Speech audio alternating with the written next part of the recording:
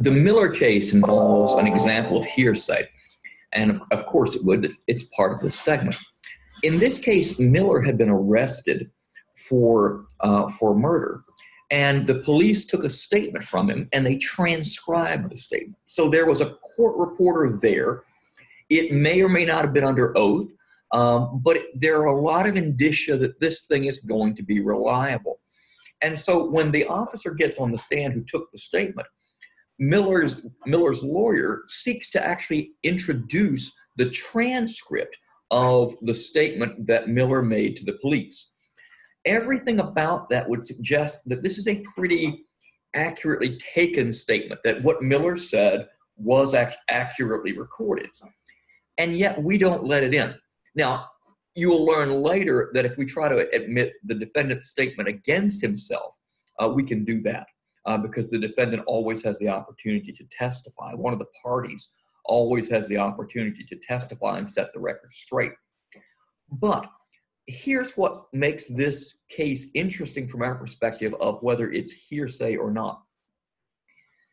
There's nothing about the nature of how this statement was taken that would cause us to think it was not recorded well, that it was taken by an officer who is now on the stand, who had the statement transcribed, who took the defendant before a court reporter.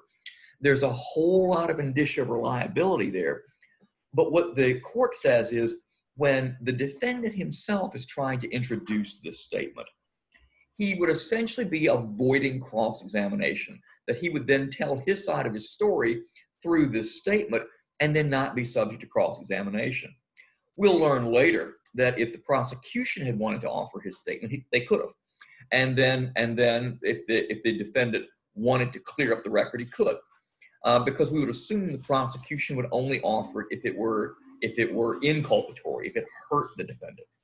Since the defendant wants to offer it, we know that it helps the defendant, and it effectively is like the defendant testifying without having his statement tested by cross-examination. Whereas the prosecution can absolutely put him to that task.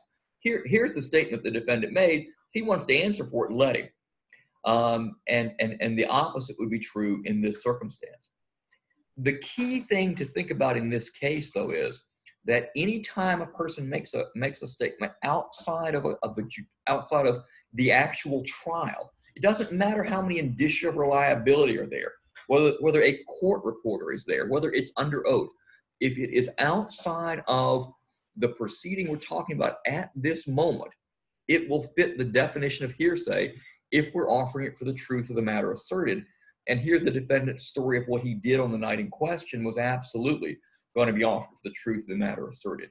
But it simply doesn't matter that the officer who took his statement is on the stand, and it doesn't matter that it was under oath potentially and definitely before a court reporter transcribed verbatim for accuracy, that this was a statement made by the defendant out of court that he cannot admit into evidence for himself.